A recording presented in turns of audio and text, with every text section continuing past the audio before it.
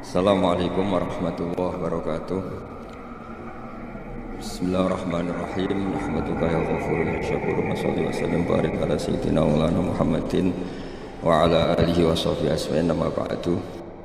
Pokoke kula warai iki sampeyan nak ketemu Allah ben selamat niku kula jamin lah nek ilmu kula niku orisinil. Allah niku gada adat, gada sunnah dalam bahasa Quran. Perkara iku ana alamate. Dadi misale ana mendung alamate napa udan. Terus Allah niku nggih damel sistem. Salih waladzi ja'ala syamsa diya awal qamara nura wa qaddarahu manazila li ta'lamu adadas sinina wal hisab. Sehingga di sistem itu kita tahu musim hujan itu misalnya musim ini. Kalau musim kemarau ini posisi bintang pas di sini. Sehingga wong Jawa sing goblok lah roh iki musim hujan iki musim kemarau. Kalau ahli hisab, ahli astronomi ngerti kalau matahari di sini berarti musim ini, kalau matahari di sini musim ini. Begitu juga musim panas, musim gugur, macam-macam. Itu kita tahu, itu sunnahnya Allah dan itu yang bikin Allah, kita tahu. Tapi sekali ada hujan kok kamu bilang begini, wajar udan deres wong rendeng. Itu Allah tersinggung karena kamu nganggep udan itu jasane rendeng, ora jasane pangeran. Gak repot ngadepi pangeran. Ya memang begitu. Karena inginnya Allah manusia itu punya dua kecerdasan. Kecerdasan yang diciptakan nubuwah yaitu akidah dan kecerdasan yang diciptakan sains yaitu pengetahuan. Di kula terangno nggih cara madzhab Abu Hanifah banyu ora iso najis. Wis pokoke banyu nyucekno dadi ora iso napa najis. Tapi kalau dalam madzhab Syafi'i itu air yang tidak sampai 2 kolah. 2 kolah niku ukuran 1/4 itu sekira-kira 1 meter persegi. Berarti kiri kanan atas bawah niku napa 1 meter niku pun 2 napa kula niku nak cara Imam Syafi'i jika air sebelum 2 kula itu kena najis sedikit rubah atau tidak rubah najis nggih. Tapi kalau terlalu banyak meskipun kena macam-macam tidak napa tidak najis. Terus ila mata ghayyara kecuali yang rubah. Di misalnya ada limbah, ada kubangan besar itu yang beribu-ribu liter, tapi kok warnanya sudah warna coklat, ya kayak tinja macam-macam itu dihukumin apa? Najis. Tapi wis macam-macam malah madhab dalam air. Tapi saya pastikan itu madhab ulama. Saya pastikan itu madhab ulama. Kalau teks hadisnya begini nih, monggo nak jenengan ape latihan ijtihad, kok menyesatkan ya ora apa-apa, sing penting ini latihan. Jadi di Madinah, ini hadis di Musnad Ahmad. Di Madinah itu ada sumur, bukan sungai itu. Saya ulang lagi sumur, bukan sungai. Kalau sungai itu konotasinya kan luas, panjang, mengalir. Ini sumur, bener-bener apa? Sumur. Sumur, ya jenis sumur enggak sepiro. Nabi itu wudu di situ, terus diingatkan ya Rasulullah, itu sumur dulu zaman sebelum engkau datang, sebelum ada Islam di sini, dipakai pembuangan jifah batang anjing dan nyuwun sewu kotoran orang haid. Ya kotoran orang haid. Terus saat itu Nabi ngendikan alma tahurun la yunajjisuhu syai'un. Kata Nabi yang namanya air itu menyucikan. Tidak pernah bisa kena najis. Alma tahurun la yunajjisuhu syai'un. Terus Nabi wudu. Ya sudah begitu. Ya sudah begitu sama rasa bujiro-jiro. Alhamdulillah hadisnya ngono. Ya kan ya, paham kan ya? Mana nak sampean ditangkleti. Kulon sering ditanya sama orang-orang Jakarta, Gus, saya ini punya air langganan PDAM, itu dikelola dari sungai ini. Padahal sungai ini mulai tinja sampai sapi tank macam-macam ya ke situ semua, Gus. Terus gak baunya karena kaporit. Itu gimana itu, Gus? Suci ndak itu? Terus saya tanya, lah kamu pakai ndak? Ya sudah pakai, tapi tetap tanya hukumnya. Itu kan seperti yang di Jakarta itu kan misalnya yang diolah itu kan sungai macam-macam tuh, gitu. Lah itu yang limbah keluarga ya kalau untuk nyuci piring nggak apa-apa. Sapi tang macam-macam kan ke situ juga. Ya kan ya, cara kok ijtihad ya. Karena kalau menurut Syafi'i 2 kolah pun tidak ada pengaruhnya kalau terlalu banyak apa? Bahan yang apa? Najis, yang limbah itu yang najis. Ya jelas najis ya. Kalau teletong sapi kan ijek ono intikal madhab, rausul makul tohir. Kotoran hewan suci itu suci. Masih banyak mazhab yang mengatakan bahwa kotoran barang suci itu suci, masih bisa intikal. Kalau kotoran manusia itu lebih kriminal, nggak ada mazhabnya itu. Jadi kotoran wedhus iku ana ulama sing darani suci, tapi nek kotoran ruhin gak ono. Nah itu kan repot.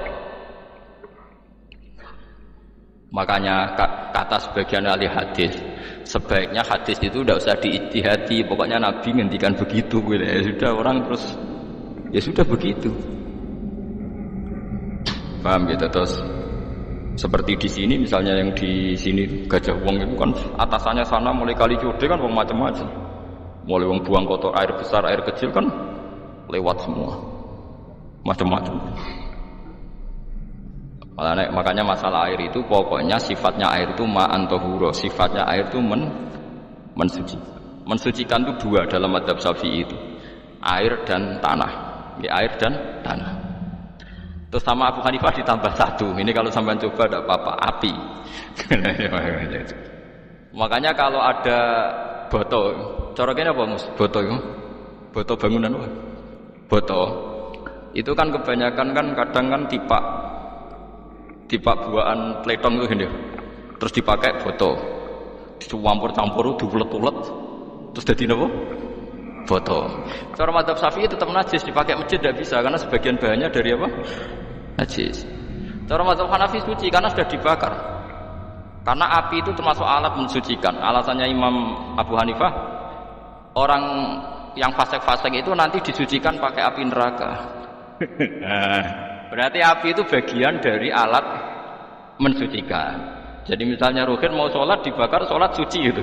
Karena api itu mensucikan. Buktinya orang-orang yang masuk neraka nanti sebelum masuk surga kalanya kan disucikan dengan api. Mana ada di neraka disucikan pakai air. Hanya kalau ada batu bata itu yang dipakai dari najis ya kemudian dibakar, itu berarti cara mazhab Hanafi suci. Alhamdulillah tuh. Jadi kita bikin masjid nyaman karena banyak dianggap apa? Suci. Lewat apa? Lewat apa? Api tadi dia dibakar. Tapi yang ngeri. Nggih. Ben sampean ngerti mazhab gitu. Terus saya memang tak niati setiap saya ngaji entah 1-2 tak sisipkan hukum fikih karena fikih ini yang kita alami keseharian. Nggih, fikih ini yang kita alami napa? Keseharian. Makanya saya minta teks hadis tadi jangan rubah. Pokoknya ada sumur loh, tidak sungai. Sumur itu kan airnya tenang, tidak ngalir. Nyatanya Rasulullah sudah dilapuri. Ini batang-batang anjing dan bekas orang-orang haid, kotoran haid itu dibuang di situ ya Rasulullah. Terus Nabi menjawab, alma la yunajjis alma utahurun la yunajjisuhu syai'un. Terus orang-orang Syafi'iyah mentahmilkan dalam bahasa ijtihad itu dianggap itu mungkin sumurnya terlalu besar dan airnya terlalu apa? Banyak sehingga kotoran-kotoran itu tidak merubah warna. Tapi kata yang lain-lain masa yang benar aja gitu, masa banyu diam dimasuki kotoran gitu tidak nopo rubah.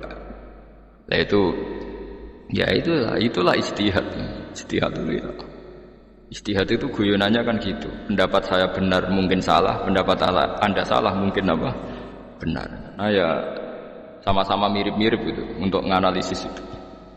Yang jelas Allah mensifati air itu ma'an tahura, bahwa air itu punya sifat dasar mensucikan. Wah nek cara kula niku asal tidak terlalu ketok najis ngoten lho. Kaya pad PDAM ngoten niku nggak ambu taek terus gak ambu apa nek suci ngoten mawon. Dan takoki tapi kan asal usulnya di sana najis gini. Asal usul barang kok repot. Kula sering dibantai tiang-tiang sing terlalu napa was-was. Tapi jelas saya tahu sendiri. Sapi teng itu ngalir ke sungai gini-gini saya tahu sendiri. Tak jawab, saya juga tahu sendiri dari langit itu langsung air turun. Jadi artinya kalau dia melihat sisi najis ke sapi teng, kalau melihat sisi dari gunung Merapi, dari langit kan langsung. Jadi kon eling najis ya, tak eling sucine kata saya gitu. Dia ngilingi yang sisi najisnya dari apa? Limbah apa? Keluarga. Wa anzalna minas sama'i ma'an tahura. Air itu mensucikan.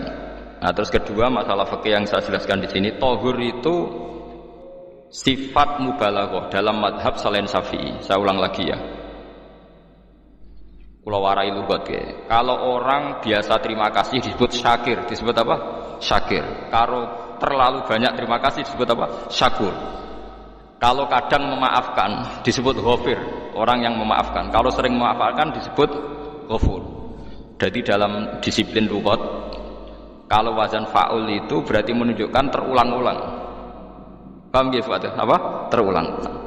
Sehingga mazhab selain Syafi'i mengatakan air satu ciduk kan ya.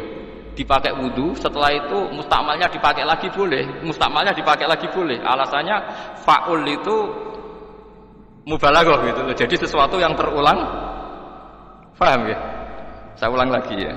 Tohur itu kan wazannya fa'ulan. Tohuran berarti wazannya fa'ulan. Fa'ulan itu berarti ikut wazan mubalaghah. Kalau ghafir mengampuni, kalau ghafur sering mengampuni, syakir terima kasih, kalau syakur sering terima kasih. Berarti kalau tohir suci, kalau tohur sering mensucikan. Nah, makanya selain Syafi'i mengatakan air asal suci mensucikan dipakai berkali-kali tetap suci mensucikan. Artinya tidak ada mustakmal, ya, tidak ada apa. Tapi kalau dalam mazhab kita kan sekali bekas wudu mustakmal, bekas junub mustakmal karena sudah pernah dipakai sesuci. Nah itu mazhab kita. Mazhab Syafi'i sama anut di soalnya kalau cerita sama nak kedesek nggih nganggo sing gampang mawon. Jadi gampang kan. Ya masuk akal karena memang wazan fa'ulan itu untuk tadi untuk litakrir tadi untuk mengulang kayak ghafir nyepuro ghafurun sering nyepur. Paham ya? Makanya orang itu kalau dolim itu ya dolim, kalau dolum banget dolime. Makanya disebut Quran wa kanal insanu zoluman jahula. Zalim itu zalim biasa, zaluman banget zalimi. Jahil itu goblok biasa, jahulan banget gobloknya. Berarti kalau tohuron banget nyuciin, berarti diulang-ulang. Makanya mazhab lain mengatakan air itu tidak ada mustakmal. Dan saya kadang ya intikal mazhab begitu. Nah intikal gimana? Coba kalau di hotel itu mustakmal. Hotel itu kan kotaannya cilik tuh kan. Tahu nggak hotel nggak ada Rufen. Kotaannya cilik. Terus kalau kita misalnya junub atau apa pakai ciduk itu kan tetap nyiprat temus. Nyiprat kena banyu di kotak yang cilik. Jadi kalau gak intikal mazhab pusing kan kita. Iya kan? Terus kemudian intikal lah suci guys. Takoki pangeran, kok mbok bolak-balik intikal mazhab Gusti. Dari sapa jare Gus Pak takoki. Lah kowe muni kowe kok takoki malah pusing. Kayak Mbah Khalil Bangkalan itu. Kalau nalkin mayit itu masyhur Mbah Khalil Bangkalan. Tidak nalkin mayit itu. Yo kan yo, aku sibuk urusanku akeh. Takoki malaikat ngenteni Mbah Khalil. Tinggal mirip. Sing ngono tok. Nalkin meneh. Yo jiyo soe nak takoki malaikat marabbuka manabiuka ngenteni ketuane. Maksudnya ngenteni dekne. Ya sudah ditinggalin. Ya orang ditakoki wong dekne ora kabudut. Pokoke diwarai kabeh. Nah, terakhir beliau rodok modern. Ngenteni ketua rombongan kok aja. Jadi nanti yang jawab itu ketua rombongan. Tapi aja tiru kan ngomong takoki malaikat ngentosi Gus Pak. Aku teko tutuki mawon Gusti. Tuan. Yakin menggorokin ngomong ngoten kalau ngomong kan akhir. Kamu tahu kan tugas standar Anda apa? Ya tugas standarnya mungkin akhir nutuki Gus. Biasa ya. Biasa nuduki takkan apa?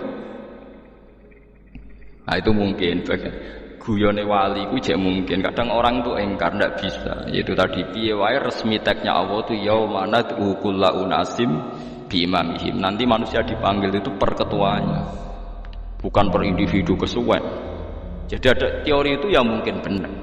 Teori itu yang mungkin benar karena kita nanti di mahsyar juga dipanggil ketuanya dulu. Jadi ya ma'asyarus syafi'iyah, Imam Syafi'i disuruh maju ya ma'asyarul malikiyah. Karena ketua ini nanti yang menciptakan mazhab. Karena ada pepatah an-nasu ala dini mulukihim. Manusia itu mengikuti tradisi ketuanya. Mungkin coba orang Indonesia mbok bodoh, mbok ora, mbok pinter, mbok ora nggak Abu Bakar ya radhiyallahu anhu.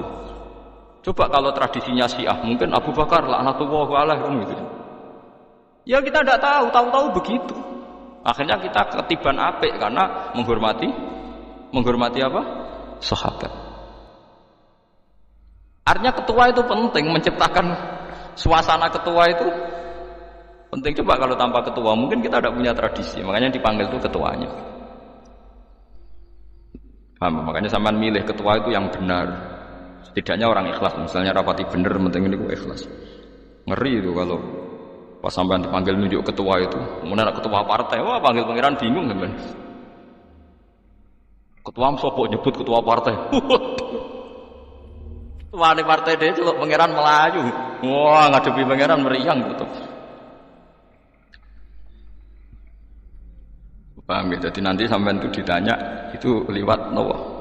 Lewat nopo? Ketua. Terus ketua nanti itu ngecek ada nur yang dipakai alamat dia ngikutin tidak. Nah yang paling ria termasuk Rasulullah. Rasulullah itu nanti pakai standar itu.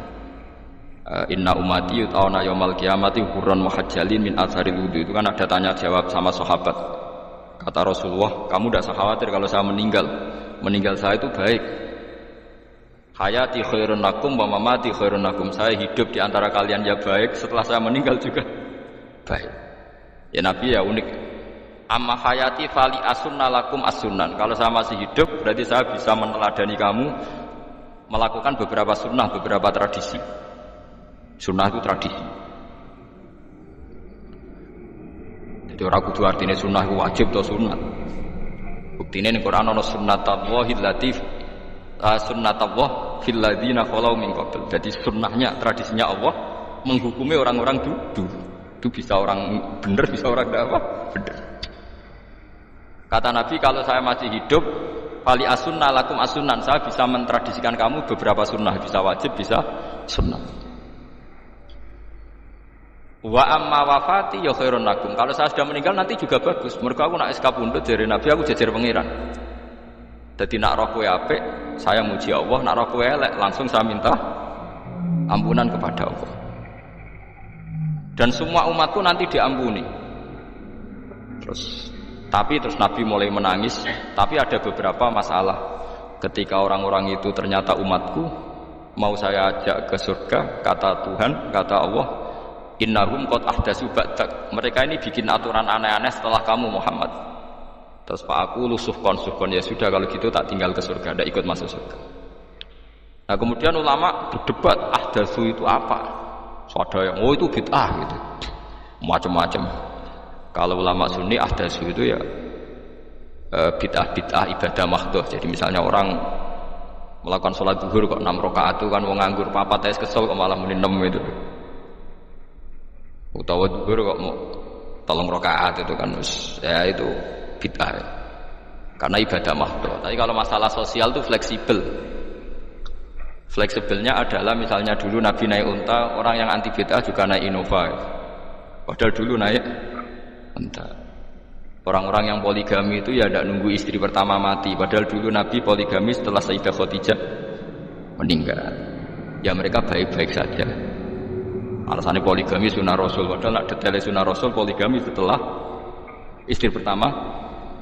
Jadi kayak Ruben itu belum boleh. Istrinya kan masih hidup 2 dia. Tapi sudah.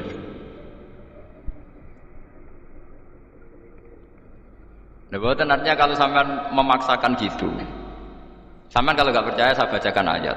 Wal khayla wal bihola wal hamira litarkabuha wazina. Kamu bisa naik kuda, naik onta, naik himar. Setelah kamu naik dan kamu tenang di atas punggungnya, litastawu ala zuhuri tsumma tazkuru ni'mata rabbikum idza stawaitum 'alaihi wa taqulu subhanalladzi sakhkhara lana hadza ma kunna lahu mukrim. Artinya ketika kita naik onta zaman dulu dan teksnya memang onta, itu terus kamu baca subhanalladzi sakhkhara lana hadza. Apakah sekarang kesunatan baca itu kalau yang ditumpai onta, sehingga kalau yang naik Innova tidak usah baca itu? Wah, aku numpakku ora unta kok, dadi ora usah maca subhanallah wa sakharana. Dhisik Nabi maca iku mergo numpake unta. Ya ngajak goblok bareng to, mosok omak sepuk kanthi gitu. Makanya sensitif, bakas bid'ah ndak itu sensitif. Enggak usah dibahas, biasa saja. Nek ora cocok ya diem aja. Udah sebenarnya ora cocok ora sampe nglakoni tapi tidak usah komentar karena jelimet. Saya pernah ditelepon orang, dimaki-maki. Orang Sidoarjo. Padahal wong Jawa Timur, ya aneh. Kan ada orang matur Rasulullah namanya Abdullah bin Amr. Ya Rasulullah, saya ini kuat puasa terus. Kata Nabi, jangan puasa 1 bulan 3 hari saja, itu sama dengan 1 bulan penuh, karena 1 puasa sama dengan 10. Masih balelo terus termasuk menyangkut Quran. Ya Rasulullah, saya ini tiap hari khatam Quran. Jangan 1 bulan sekali aja baru khatam. Enggak ya Rasulullah, saya ini ingin sering khataman. Ya sudah, kalau gitu seminggu sekali sab'al ayat. Saya lebih kuat ya Rasulullah, 3 hari. 3 hari saja khatam sekali. Iqra'hu fi salasin, kata Nabi. Ya Rasulullah, saya lebih kuat ketimbang itu. Tidak ada yang lebih baik ketimbang itu, kata Nabi. Kemudian orang itu anti semaan, karena semaan itu kan 1 hari khatam. Paham ya? Maksudnya hadis tadi yang di Bukhari dipakai dalil anti apa? Semaan, karena semaan itu 1 hari apa? Lewat telepon pertama lewat santri saya, terus lama-lama lewat telepon. Saya tanya, kamu bacanya hadis kira-kira sama saya banyak mana? Kayaknya banyak jenengan. Saya tanya, betul Nabi menyuruh khatam tiap 3 hari? Ya. Betul Nabi nyuruh khatam tiap 1 bulan? Ya. Ya sudah, lakukan saja. Anda sering enggak khataman tiap 3 hari? Tidak pernah, setahun aja tidak mesti. Lah iya, kalau Nabi melarang baca Quran tiap hari kamu setuju, tapi Nabi nyuruh tiap hari khatam kamu udah setuju. Enggak apa-apa, kamu anti semaan enggak apa-apa, tapi lakukan perintah Nabi tiap hari, tiap 3 hari khatam. Menang deh. Lah itu maksud saya. Anda tidak apa-apa milah-milah bid'ah sesuai versi Anda, pemahaman Anda, tapi yang fair. Kalau Anda anti semaan ya harus tiap 3 hari khatam, karena dawuh Nabi iqra'hu fi kulli salasin. Enggak juga kan, mereka juga orang yang enggak jarang baca. Jarang baca apa? Lah itu enggak fairnya di situ. Makanya dia biasa mawon, cuman semaan hafal Quran wis semaan. Nah, hafal Quran ya wiridan, malah lucu to hafal Quran kok semaan. Ya yes, ngono ae hafal ya nyemak kan, nek kesel ya mulai. Bang nyemak sampai gremeng. Bariku mangan entek akeh kan malah lucu. Wong nyemak ya udah kurang ajar. Jajal kok nyemak ki delok ngarep mbek guri tok, gres kebar ya wis. Aku serah kelakuane wong nyemak. Kan dekne ra apal kan ya. Biasane nyegat guri to. Oh, gak gurine kembar pojok ya. Wis. Kok agar gurine pojok kembar. Ya sing semaan akhire pinter sing maca kembar gurine. Paham ya, terus mau ya tohuron ya tak latih memahami Quran secara luwet. Quran bagaimanapun bilisanin arabiyyin mubin. Ada ulama yang berpendapat tohir itu dimubalaghahkan tohur, seperti ghafir, ghafur, syakir, syakur. Sebab itu menurut mazhab ini tidak ada air apa mustamal. Tapi kita biasa mazhab Syafi'iyah apa? Ada apa? Ada mustamal. Itu masalah-masalah ijtihadiyah, ini masalah-masalah ijtihadiyah. Kalau masalah ijtihad tadi pendapat saya benar, mungkin salah. Pendapat Anda salah, tapi ya mungkin benar. Wa anzalna minas samaa'i ma'an tahura, mutahhiran tegese banyu iku sing nyucekno. Linuhya supaya maringi urip ingsun. Bihi sebab anane banyu baldatan ing daerah maitan kang mati. Jadi istilah resmine pangeran, aku nak nguripno bumi iku ya nganggo lantaran banyu.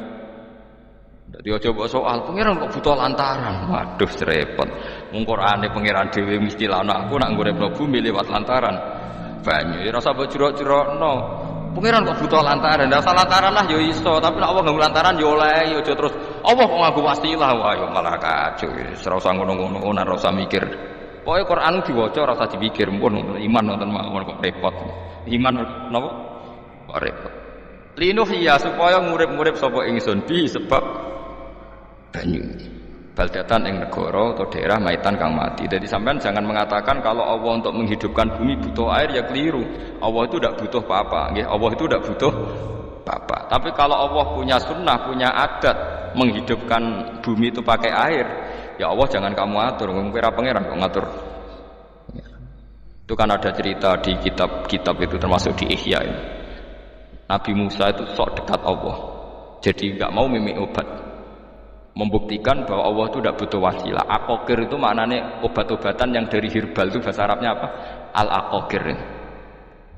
Dia setiap konsultasi sama dokter disuruh minum herbal itu.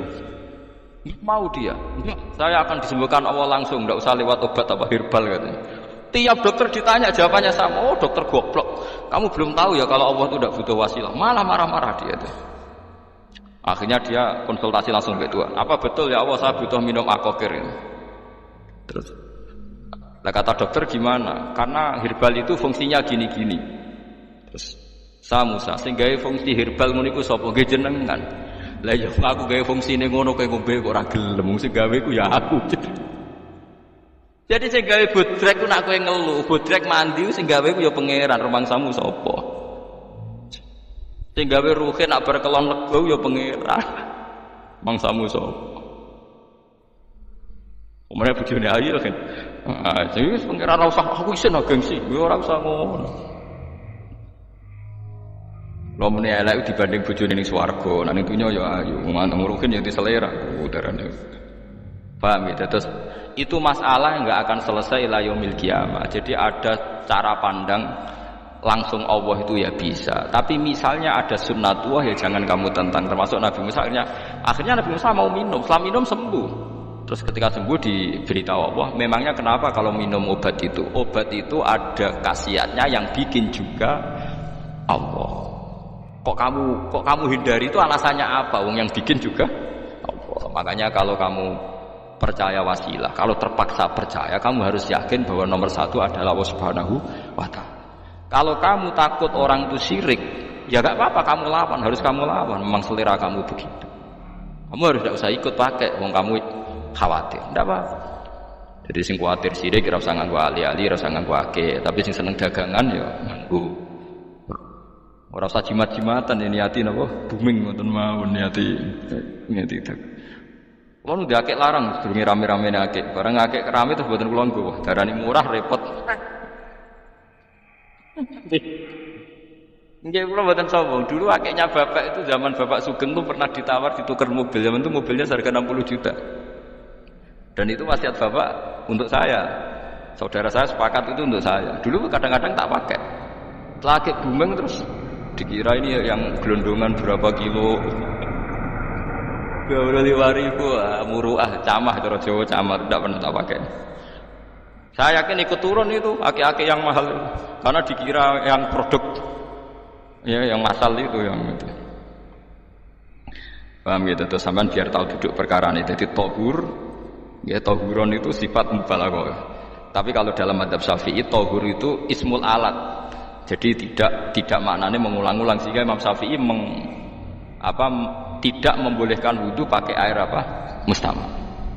Lah menurut hadis kayaknya benar Imam Syafi'i secara lahir.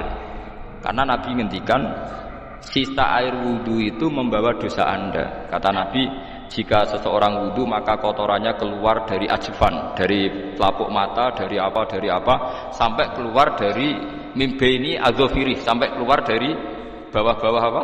Kuku. Jika kalau air ini sudah membawa kotoran dosa Anda, berarti air ini kan sudah menjadi air kotor. Andai kan Anda mukasyafah, maka air ini sudah penuh dengan kotoran. Gak mungkin air yang sudah penuh kotoran dipakai wudu lagi. Itu cara berpikir Imam Syafi'i. Ya sama ikut mana ya? Ya gampang kan kalau keadaan normal ya ikut Syafi'i, kalau air banyak, kalau tidak normal ya ikut mazhab yang lain. Kan gampang. Gitu aja kok repot tuh. Ya itu pentingnya orang ngaji ya di situ tuh harus banyak pilihan. HP kartune loro masa madzhab musitok. Nah, gitu. Ya pokoknya gitu. Kalau yang percaya wasilah ya pakai istilah pangeran linuhyabi baldatam maita, ada kata bihi. Allah menghidupkan bumi itu dengan pelantaraan air, padahal Allah tidak butuh perantaraan. Tapi yang anti ya gak apa-apa. Memang yang percaya wasilah itu ya bahaya juga. Yes, pokoknya yes. Udah pakai 2 kartu apa susahnya tuh? Ya gak apa-apa. Asal ada ilmunya. Ya tidak karena emosi. Memang ada apa? Ada ilmunya. Linuh ya bihi baldatam maita. Wanus tiyahu. Lan nyirami ingsun. Yastawi podo baldatam maita bitakfifi lan takfif maita. Maksudnya buatan maita tapi napa? Maita. Yastawi podo fi ing dalam dawa maita napa al-mudzakar muanas lan muannas. Zakarahu mudzakarna sapa Allah taala hu ing dawa maitan diitibari makani kelawan diitung tempat. Maksudnya maitan. Wa nusqiyahu niku masalah nahwu. Lan nyiramno ingsun hu ing banyu ilma ategese banyu mimma saing perkara khalaqna kang wis gawe ingsun. Ingsun gawe siraman aman ing pira-pira raja kaya kewan ibilan tegese unta wa bakaronan sapi wa gunamanan wedhus wa anasiya lan pira-pira manusa kafiron kang akeh. Iki unike Quran, kadang kewan mbek manusa iku dibakas dhisik kewane. Engko nek ndelok dosa mbek ora ya apik kewan. Tapi nek ndelok diakal mbek ora ya apik manusa, tapi nek didelok manusa mbek kewan iku dosa ndi? Dosa manusa. Mulane nek salat istisqa iku kesunatane nggawa kewan. Lho nggih tenan boten guyon, sampean delok kabeh kita fikih nek salat istisqa kesunatane iku wong kon nggawa apa? Kewan. Tapi aja kethek lho. Contohnya ngono iku ya kaya wedhus sapi, mbok terus koyo kethek ula bulus wae malaikate bingung. Ate kewan tapi aja bulus kethek ula. Mulane teng daerah mriku, teng daerah sarang nate kekeringan. Bareng kekeringan tiang salat istiqo ono sing nggo sapi, nggo wedhus. Delalah bar salat istiqo iku udan. Tapi kula seneng mbek kiai ini. Pas udan kiai ini ngendikan itu. Kowe aja GR nak udane krana kuwi ya krana sapi mbek wedhus iki. Mergo ora duwe dosa, mergo ora duwe dosa. Lah ya itu agama. Agama itu kita ta'abbudi. Wong kita dari makhluk paling terhormat. Tapi nyatane nak istisqa butuh bantuan kewan. Itu kesunatan istisqa ngoten to. Tem mriki ngoten mboten. Do nuntun wedhus to. Napa? Mboten sing tek teng kitab-kitab Pak Sami to. Kan nggawa kewan kan? Ya. Tapi ya soal kewan mau iso mbayar. Wah, lah nek wong pasar ngasem mbok gawa mulai ular kobra macam-macam ya, Pak. Malah repot. Ndak ini menunjukkan nggih karena manusia iku akeh dosa. Mulane jemben teng ora-ora masar iku manusa ora kepengin apa kewan ora kepengin dadi manusa, tapi manusa kepengin dadi kewan. Makanya nanti ketika ngadepi hisab gak kuat wa yaqulul kafiru ya alaitani kuntu napa turaba. Maksudnya kuntu turaba ya Allah saya jadikan kewan sing di akhir segalanya didhawuhi Allah kuni turaban. Kamu sekarang cukup jadi intine manusa sampeyan teng ora masar bayangno kaya kewan sing akhir hayate muk didadekno napa lemah. Nah, kadang-kadang manusa itu dalam siklus ini apik kewan malah didhisikno mimma khalaqna napa an-aman riyen ya. Kalau dilihat dari dosa ndaknya, kalau dilihat dari manusia makhluk terhormat macam-macam ya apik manusia. Wa anasiya lan pira-pira manusa kathiron kang akeh jamu insan ente lafat anasi jamu lafat insan. Wa suhu asli lafat insan iku anasinu. Fa udilat moko digenti apa anunun digenti ya ning ya. Wa timat lan dene sopno fiha ing dalem ya apa ing dalem ya apa al ya'u ya. Maksudnya ya sing sangka nun diidghamno be ya asli. Au jamu insin di jamu lafat insin. Walaqad sarrafna lan teman-teman molak-malik ingsun to mutar-muter ingsun hu ing ma'il ma'atik sebanya bainahum antarane wong akeh liat zakaru supaya gelem eling sapa ngakeh asluhu ya tadzakaru niki kok usum nahwu la utimat gamna apa ata fi dzalik ing dalem dal wa fi qiraatin liat kuru bi sukuni dzal wa dhammil kaf liat kuru nikmat Allah ing nikmat Allah taala bi iklan ma fa apa mengko sapa aksarun nasi sapa akeh manusa moh ila kufuron kecuali mungkiri ning nikmat jubutan tegese mungkiri ning nikmat ngingkari ning nikmati maring nikmat khaisu qalu sekirane ngucap sapa ngakeh mutirna bina ikada mutirna den kei udan kita bina ikada sebab posisi perbintangan iki supaya kula warai iki sampeyan nak ketemu Allah ben selamat niku kula jamin nah ilmu kula ni orisinil Allah niku gada adat gada sunnah lah dalam bahasa Quran. Perkara iku ana alamate. Dadi misale ana mendung, alamate napa? Udan. Terus Allah niku nggih damel sistem. Misale waladzi ja'ala syamsa diya awal qamara nura wa qaddarahu manazila li ta'lamu adadas sinina napa wal hisab. Sehingga di sistem itu kita tahu musim hujan itu misalnya musim ini. Kalau musim kemarau ini, posisi bintang pas di sini. Sehingga wong Jawa sing goblok lah roh iki musim hujan, iki musim kemarau. Kalau ahli hisab, ahli astronomi ngerti kalau matahari di sini berarti musim ini, kalau matahari di sini musim ini. Begitu juga musim panas, musim gugur macam-macam. Itu kita tahu, itu sunahnya Allah dan itu yang bikin Allah, kita tahu. Tapi sekali ada hujan kok kamu bilang begini, wajar udan deres wong rendeng. Itu Allah tersinggung karena kamu nganggep udan itu jasane rendeng, ora jasane pangeran. Gak repot ngadepi pangeran. Ya memang begitu. Karena inginnya Allah manusia itu punya dua kecerdasan. Kecerdasan yang diciptakan nubuwah yaitu akidah, dan kecerdasan yang diciptakan sains yaitu pengetahuan.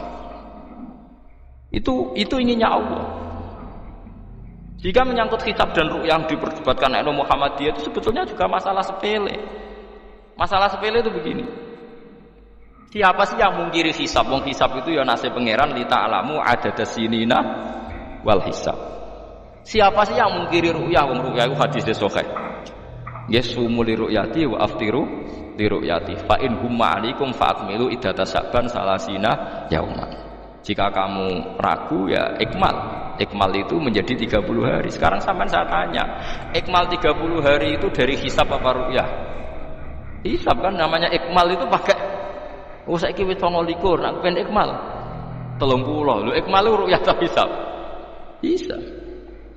Jadi apa susahnya sih pakai dua ilmu itu? Tapi sekarang jadi politik identitas. Pokoknya kalau ru'yah itu NU, kalau hisab itu Muhammadiyah. Terus dijak goblok bareng kan kita. Mulane susah jadi ulama itu. Kok dijak goblok nih. Ya sama seperti kunut ndak kunut.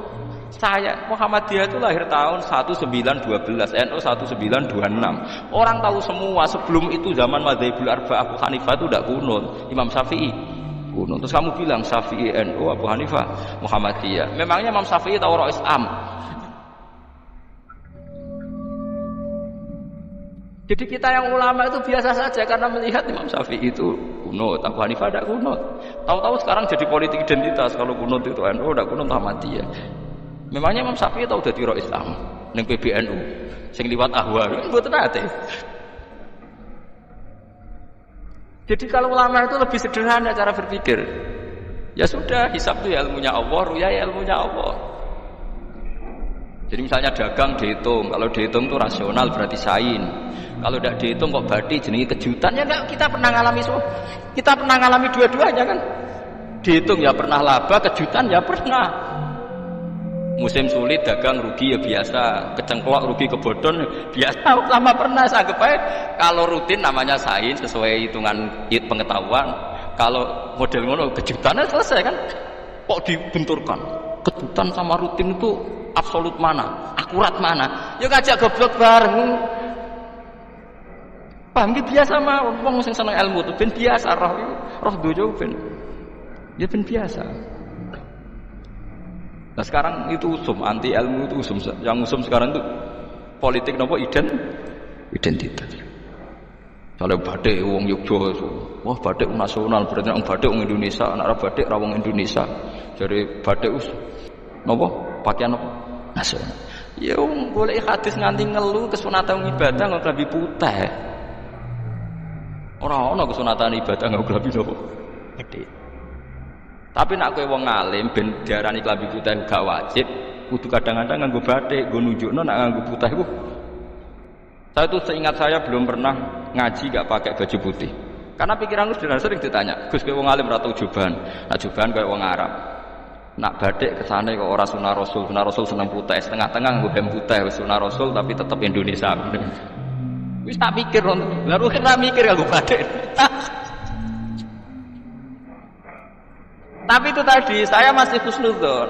Jika jadi tren nganggo klambi hem putih dianggap wajib, harus ada yang pakai batik untuk menunjukkan kalau ndak wajib. Nah, mungkin dia termasuk begitu melok makome dekne iku wis nglurusno. Enggak tahu saya kalau itu berarti sudah tinggi, kelasnya sudah tinggi. Jadi menurut saya tengah-tengah ya pakai hem putih kalau sholat. Tengah-tengahnya ada anak jubah terlalu Arab. Nak batik be Nabi ngendikan kesunatane ibadah itu pakai putih. Nganggo mori kok orang mati ya sudah sudah tengah-tengah. Menurut saya, sama ndak harus ikut saya. Tapi jika itu dianggap wajib, kadang-kadang jangan pakai putih. Seperti Jabir bin Abdullah itu terang-terangan, sama tak ceritani. Dulu ketika Jabir bin Abdullah sahabat yang terkenal itu Jabir itu termasuk minas sabiqin al-awwalin itu. Jabir itu sholat di masjid itu bajunya dicopot. Terus sarongan itu dicancang di gulu. Kayak wong kuno-kuno. Sarongan sitok dicancang di gulu. Bawa baju diletakkan di soko masjid. Setelah itu orang tabiin melihat dia secara sinis. Tabiin itu generasi setelah sahabat. Marah-marah ketika dimaki, masa engkau sahabatnya Nabi sholat bisaubin wahid, pakai baju satu dicancang bisa. Jabir mulai cerita, kamu jangan bilang pakai serban itu sunat, kamu jangan bilang pakai jubah sunat. Bagaimanapun menjadi sunat karena kamu punya, sehingga kamu bilang sunat karena kamu punya. Dulu kita zaman Rasulullah masih hidup, kita semua itu tidak punya baju, punyanya satu. Hingga Nabi tidak berani mensunatkan pakai baju dua, kesunatan serban, karena kita hanya punya pakai baju. Kita harus mikir bagaimanapun di antara kesunatan itu karena kita mampu. Setelah tidak mampu tidak ada sunat. Terus Jabir mulai marah-marah, termasuk yang diceritakan. Kalau kamu bungkus orang mati gimana? Ya tak bungkus utuh sampai sikil beda sirah ketok. Ya kan ya, nah ini yang mati dibungkus sempurna tuh. Nanti kok pepes itu ya dibungkus. Terus bariku lagi dibuka raine ya mus, sing mudin-mudin rai ya. Terus Jabir cerita, cara kowe wajib to ora dari Jabir? Nggih wajib. Ya wajib mergo iso. Terus dia cerita, dulu Sayyid Hamzah, dulu bapak saya Abdullah Jabir bin Abdullah. Itu saking enggak adanya baju. Itu nak ditutup sirahe mbek sarung, mboten kafan, iku ketok sikile. Nak ditutup sikile ketok sirah. Akhirnya do matur Kanjeng Nabi kon nutupi sirah waj'al ala rijlihi shay'an min izkhirin. Akhirnya sing sikile ditutup suket. Saking gak anane baju. Kowe saiki Islam wis jaya kecangkeman sithik-sithik muni sunat kudu maki-maki mbek Jabir. Wis meneng jar. Terus terakhir ngendikan ngene, aku nglakoni iki liyaronil ahmaq misluk, pancen tak jarak aku salat ngene iki bento-bento kowe ben roh. Nak dhisik jarak Islam ngene iki. Liyaroni al-ahmaq misluk. Ahmaq itu bento sing level tinggi, medium. Itu ulama betul ya begitu. Saiki wong Islam jek tuku kurma gampang, sithik-sithik buku kurma sunah Rasul mergo nganggo kurma. Ya perkara niki kelar tuku. Zaman kene Gunung Kidul melarat nganggo apa? Aneh-aneh iki. Makanya di fikih jelas nek iso kurma, nek iso asal manis, nek iso asal gak nyolong titik wis. Kok cek repote hukum. Bagaimanapun kue kecangkeman muni sunan mergo mampu. Zaman kira mampu orang muni ngono padahal hukum itu dhisik-dhisik. Hukum itu baru apa sudah kemarin-kemarin? Wis menengae. Kula ge sering. Ngger kula kan kiai ngerbut poso sering sowan kathah. Kadang sing sowan luwih mlete timbang kula. Gus kurma Gus, nggo apa? Nggih sunat Gus. Ah sunah mbahmu pangan kowe. Oh kiai mbok warai ra sopan. Aku nak buka aku tegan namanya. Aneh-aneh ya.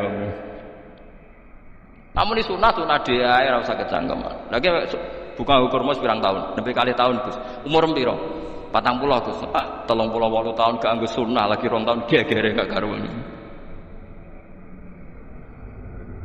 Biasa saja. Dulu Nabi itu ya biasa. Nabi kalau zaman ngendikan yang ngeper sampai 4 kali. Kalau gak mampu ini, kalau gak mampu ini. Nabi kalau ngendikan ya gitu sampai diulang-ulang. Karena Nabi tahu tidak semua umatnya gampang mendapatkan itu. Misalnya kafaroh puasa 2 bulan nutut, kalau tidak bisa ngasih makan orang miskin sekian, kalau tidak bisa gitu sampai habis. Kulo ma'rufin sedekah, kalau tidak bisa ya Rasulullah firsana satin, sampai kudus gak usah sikit tamrotin. Kalau gak bisa fabi kalimatin thayyibah, cangkem sing apik. Nek ra iso semeteng aja merengut. Terakhir walau bitolqatin apa? Wajin. Itu lama mewarisi sekian kebaikan yang diajarkan Nabi, tidak terus dipatenkan satu ngel-ngel wong akeh.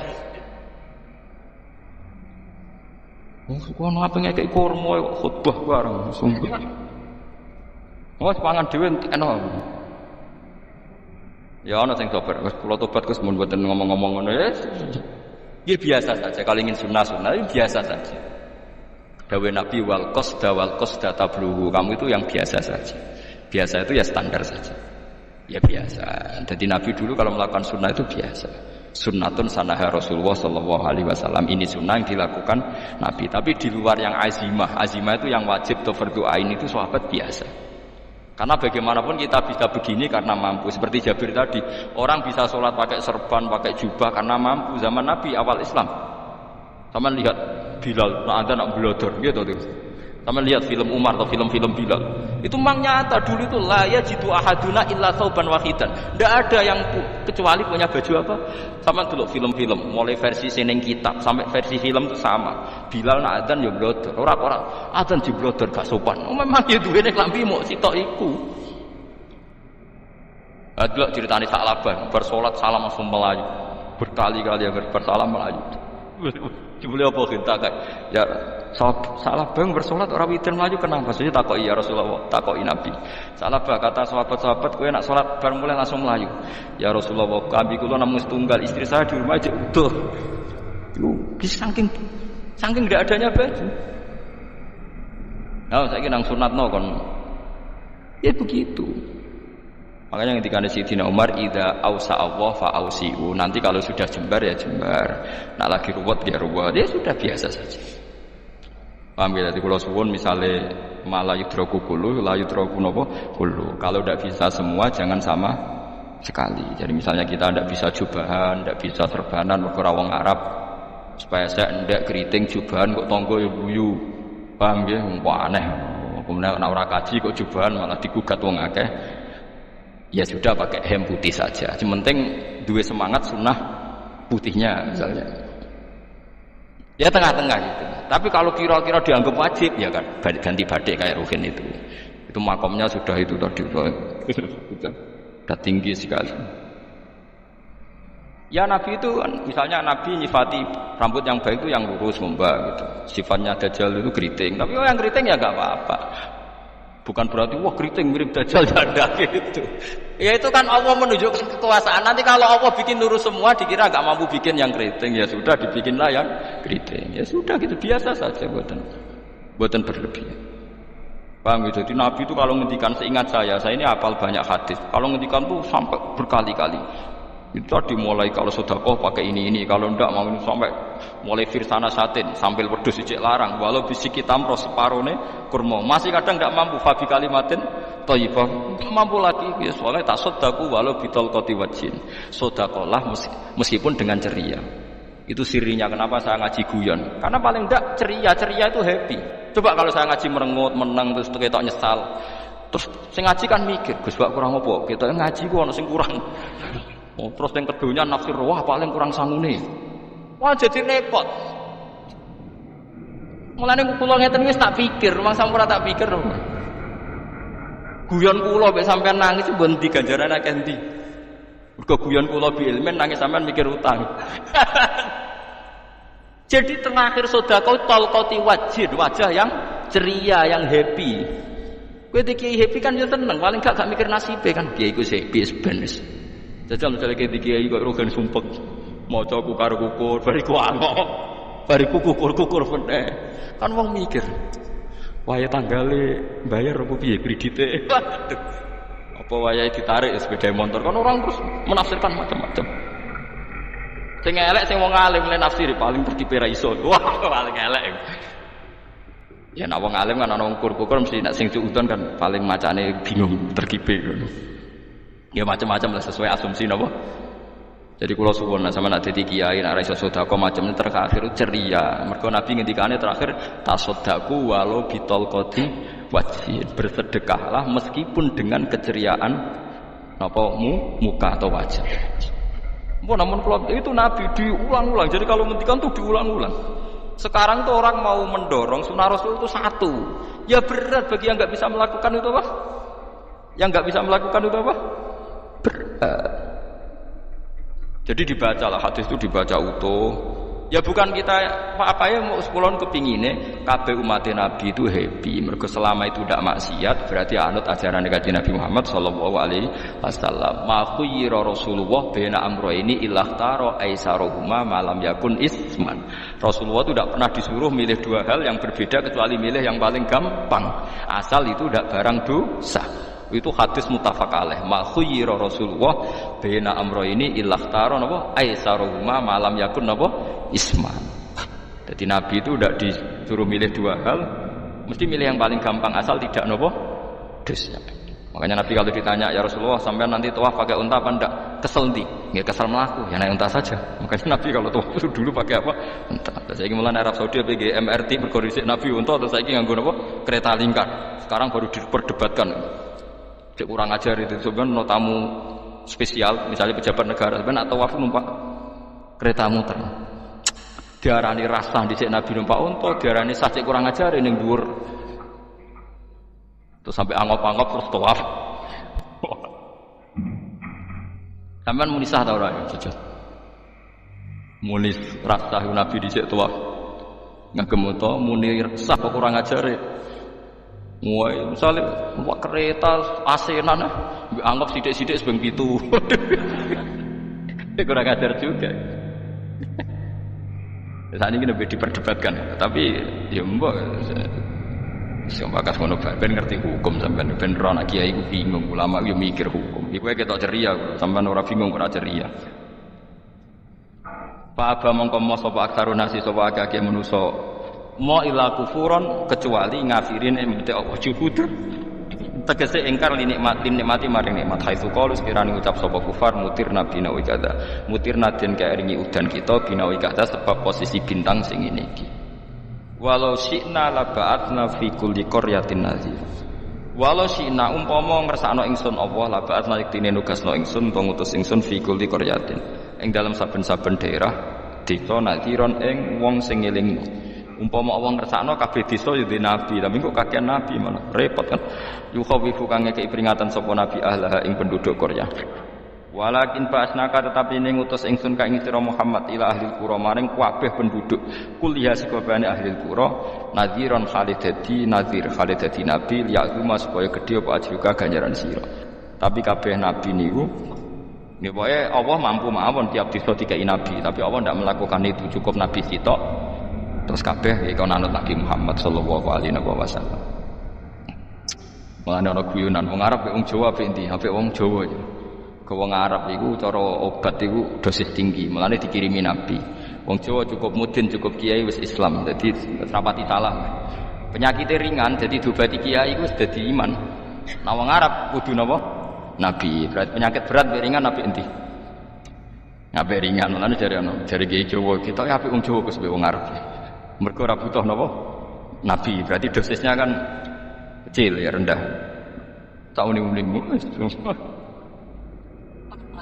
Wong bingung ngono kok omongane kok kenapa? Bingung. Lha opo nganalisis ngono barang. Ya wong nganggur iku repot terus. Pala tutik mongko aja nurut sira al kafirina ing pira-pira wong kafir fi hawahum ing dalam hawa nafsune kafirin. Jadi kalau jangan ada wong kafir yang menyangkut hawa nafsu, tapi nak menyangkut kebaikan wong kafir, sing kita kadang kalah baik dalam hal sosial, ya malah Allah kadang melehno kita, mereka kok kalah mbek wong kafir. Ini misalnya ngeten ini, makanya Imam Suyuti nafsiri, falatutil kafirin fi hawahum, dalam hal yang bersifat hawa napa? Nafsu. Misalnya begini, saya contohkan, Allah melehno wong mukmin. Ada sahabat ketika perang itu tangannya terputus, kakinya juga terputus. Terus matur Rasulullah, ya Rasulullah gara-gara perang derekno engkau, saya tangannya putus, kaki saya putus. Ternyata tidak diapresiasi sama Allah, malah disalahkan.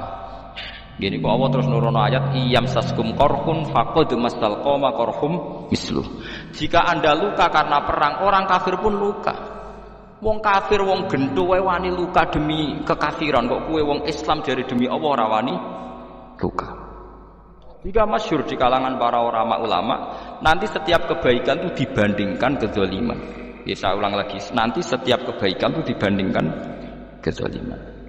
Misalnya kita jadi kiai ora enak, ora gaji tetap, setepak-tepakan, kadang untuk duit, kadang ora. Enak jadi PNS, gajinya tetap. Nanti kita disalahkan Tuhan. Pedagang narkoba itu gajinya juga enggak tetap. Risikonya tinggi, ditangkap polisi, hukumannya mati, itu saja berani. Kowe nyai di wong ngono ra wani. Kowe tahajud kanyeben, bengi-bengi tangi tahajud kanyeben. Tukang maling ayam bengi-bengi tangi nyolong. Risikonya tinggi ya anyep wani. Jadi nanti kowe di depan Tuhan dimaki-maki, kesalehan kita akan dibandingkan kezaliman. Lan ana wong saleh diutangi dhuwit ora oleh medhit, sampeyan dibandingno. Maling mbek maling utang-utangan, wong saleh ora utang-utangan. Ya memang begitu. Nah itu yang dimaksud ayat intakunu ta'lamuna fa innahum ya'lamuna kama ta'lamun wa tarjuna minallah ma la yarjun. Jika kamu merasa sakit karena berjuang demi agama, orang-orang zalim juga sakit karena kezalimannya. Toh mereka berat. Coba jadi kiai bandar narkoba resikonya tinggi mana coba? Resiko jadi bandar narkoba, antar geng narkoba juga musuhan, takut ditangkap polisi. Jadi kiai paling ngomong hasud sidik-sidik. Paling wong ngrasani kiai sawene ngomong tok ora iso nglakoni paling gitu. Padha kiai ini paling hasud. Ya sithik-sithik lah, paling strek. Kalau bandar narkoba gak cocok nembak. Karena rivalitas mereka ekstrim. Jika kalau sampean cemen jadi kiai nanti ya diingatkan Allah dibandingkan orang apa? Zalim. Jadi eling-eling ya. Terus semua kesalahan kita, loyalitas kita pada agama nanti dibandingkan orang zalim karena mereka loyal sama pekerjaannya, sama kezalimannya. Enggak terus preman-preman belani konco wani mati. Kadang kiai santri belani kiai ini rapati wani mati. Wis repot preman-preman nak tobat wis repot. Kulo nu rada nyesal mek tobaté preman. Nah ana preman teng perapatan tobat. Niku terus ning masjid men itikaf terus mbek wong sopan. Niku ora pas sajane. Nah tobat itu tetep ning perapatan. Sing dhisik ganggu wong disingkirno. Jadi ku tobat tenan sehingga dhisik perapatan sing gawat dadi gak gawat. Mergo sing preman gawat diganti preman sing lunak. Ora terus ning masjid ya sing iki tetep diganti generasine ora. Mestine maksudnya mestine ora kok entuk selek mboten mestine tobaté ngoten niku. Sayyidina Umar itu dulu itu menakut-nakuti orang Islam. Angger ana ndekne wong Islam wedi kabeh. Terus Abu Bakar ya wedi kabeh wedi. Suatu saat Rasulullah mlaku-mlaku ngerti Umar gelut ning ukat, menangan. Kata Rasulullah, andekan yang Islam itu hebat Islam. Hanya Rasulullah berdoa, wa ma'izal Islam fi Umar. Akhirnya Umar masuk Islam. Hari Kamis masuk Islamnya. Ya sekira tau mikir itu sak dinane, kula roh sak dinane dengan Kamis masuk Islam Jumat. Ning omahe adike, ning gone IP-ne. Kok diwacana Quran surat Toha. Barang Islam metuki Nabi, mohon walhasil barang Islam teng Zaid bin Arqam ning mbene Nabi terus langsung marani Abu Jahal ora terus ning masjid menenge buat langsung marani Abu Jahal. Angger keganggu Nabi tak pateni. Bariku marani Abu Jahal, aku saiki wis Islam iki keganggu Nabi tak pateni. Gentenan wong kafir sing dhewe. Paham nggih? Dadi enak mesti. Lah misale terus Umar dadi sopan santun terus ketemu wong dilo, ketemu Abu Lahab monggo derek akhir. Wah. Artinya gak ada perubahan. Lan Rufi mantan preman mboten kok tobaté ning kene ora roh kok. Mboten harus kiai ini. Mestine ngoten. Makanya Wahsy itu yang bunuh Sayyid siapa? Hamzah. Karena dia disuruh Hindun itu istrinya Abi Sufyan itu. Itu setelah membunuh Sayyid Hamzah dan dia Islam. Dan Nabi tidak siap melihat wajah Wahsy. Sumpahnya Wahsy apa? Saya bersumpah akan membunuh orang paling dibenci Rasulullah sebagaimana saya pernah membunuh orang paling dicintai Rasulullah. Terus tobatnya dia mateni Musailamah al-Kadzdzab, wong sing ngaku nabi ngarang Quran. Itu tuh sing mateni sinten? Wah, dari Wahsy sebagaimana aku pernah membunuh orang paling dicintai Rasulullah, tobat saya membunuh orang paling dibenci Rasulullah. Ya misalnya terus Wahsy tobat, sampai nyapu masjid, gak duwe selera tarung. Zaman kafir tarungnya tenanan, bareng Islam menyapu masjid. Bariku ngiseni jedinge terus bareng jak perang wedi wae repot. Ya niku ide kula tapi ora bisa kowe lakoni. Mau cerita ilmu, sampeyan ora kudu nglakoni. Ya tugale wong preman brah-breh. Blojo narkoba entek akeh dilakoni, nggo judi diakoni. Sewengi orang preman itu kalau judi 2 juta 3 juta. Bareng tobat ngeboni masjid 10.000. Padahal dunyane jek akeh. Mestine tobat yo. Saya zaman judi semalam 3 juta. Sekarang kalau pengajian atau ke masjid semalam 3 juta 100 minimal diluwei. Ora ya malah pas tobat nglebokno amplop masjid yo 10.000, kadang 2.000. Repot-repot. Tapi ya apik tobat. Berarti iki cerita. Tidak begitu mestinya berbanding. Paham nek sampean takok tobat itu cara ulama nggih ngoten niku berbanding. Mulane riyen Khalid bin Walid itu jadi panglima perang Islam itu saya masih ingat makalahnya Khalid bin Walid, fakama anni aktsartul qatla fi kufri aktsartul qatla fi Islam. Dulu ketika saya kafir adalah sangat banyak membunuh orang Islam. Perang Uhud kalah itu karena panglima orang kafir adalah Khalid. Dia cakap sekali dalam ngatur strategi perang. So Khalid itu utek elek kan pikirannya ala sahabat yang menungso ruhin es kayak wong wedok ambek apa jenenge ghanimah mesti medhun. Sahabat ora kabeh koyo aku kan ono koyo kue barang macam-macam. Gunung Uhud itu dhuwure mosok musolane iki jamira Gunung Uhud koyo Merapi itu mboten. Nah koyo Merapi amanah ning dhuwur tetep ra kenek, melayang. Jadi Gunung Uhud itu dhuwure mosok musolane mbok dhuwur pundi. Wong kula nate mriko bolak-balik kan nggak bisa nih orang tahu. Kalau kayak orang India, jadi malah itikaf teng gunung Uhud. Tapi dalilnya bapak ya raro. Lah itu Khalid bin Walid pinter. Dia ketika kalah itu muter ke belakang terus ghanimah itu dilepas. Ya dulu itu dalam perang dulu tuh ghanimah itu kan perempuan sama apa? Ya sama barang-barang itu. Ketika dilepas itu dianggap sudah mengaku kalah. Ada sahabat yang ruhin itu udah akabir sahabat, ada sahabat papan atas, sahabat yang seperti itulah. Sahabat kebanyakan turun ternyata Khalid itu muter terus naik dari belakang. Pas sahabat turun, dia naik dari apa? Yo penak karek mana iko dhuwur, itu akhirnya kalah. Itu ya gara-gara strategi ini Khalid bin Walid. Nah terus dia bersumpah, saya bersumpah semua kecerdasan saya, semua kecanggihan saya akan saya gunakan untuk membela Islam. Nuklimake itu di perang Tabuk, di perang Yarmouk, di perang Tabuk, itu dipanglimani siapa saja yang ditunjuk Nabi itu kalah. Termasuk Ja'far bin Abi Thalib itu padahal panglima yang ditunjuk Nabi. Usamah ya kalah, Abdullah ya kalah. Semua yang ditunjuk Nabi itu mati semua. Akhirnya panglima diambil siapa? Khalid. Taruh saja gini strateginya. Anggap saja Arab itu padang pasir. Tidak sampean biar tahu bahwa orang soleh yang cerdas itu banyak. Jangan kira soleh itu tidak butuh kecerdasan, butuh. Arab itu kan padang pasir. Mau jelas gini, gambarannya apa? Padang pasir. Itu kalau perang itu kan taruh saja orang Islam itu 3.000 musuhnya 10.000. Memang kejadiannya gitu, 3.000 musuh 10.000. Itu kan berbanding berapa itu? 30 ya? 1 banding 3 ya? Nah itu dulu pasukan-pasukan Islam dulu itu sama-sama seperti saf salat.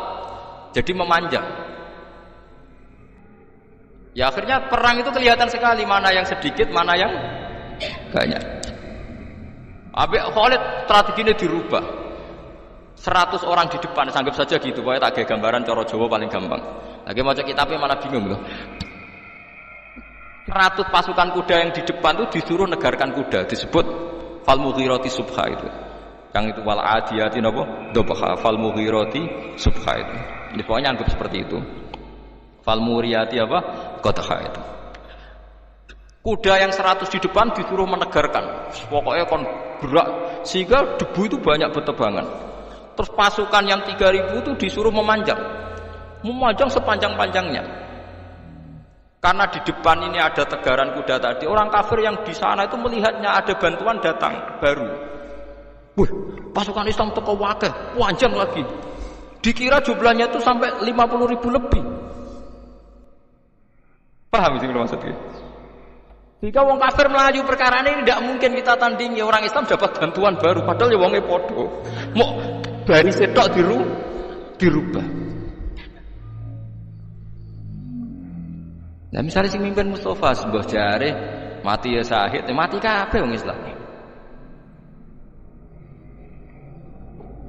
Nah itu artinya dia masih ingat betul, saya dulu pernah menggunakan kecerdasan yang sama untuk mengalahkan umat Islam. Saya bersumpah kecerdasan yang sama akan saya gunakan untuk memenangkan Islam.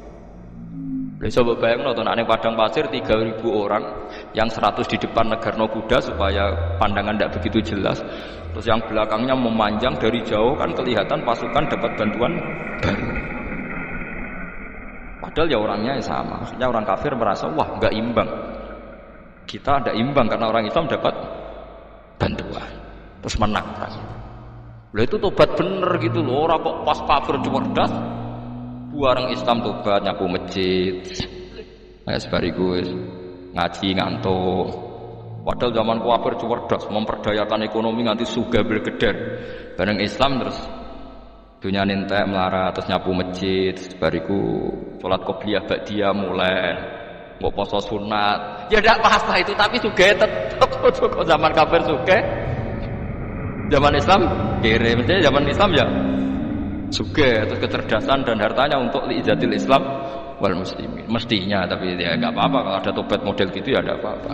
Ojo kok terus dari Gus Pak ngono kok elek ya ora, nek jenenge tobat mesti apik, tapi enggak fair gitu loh. Maksud zaman nakal serius, zaman tobat sekenanya itu kan fala tuti mongko joto aksira al kafirin ing pira-pira kafir fi hawahum ing dalem selera hawa nafsune wong kafir. Wajahidhum lan merangi sirahum ing kufar.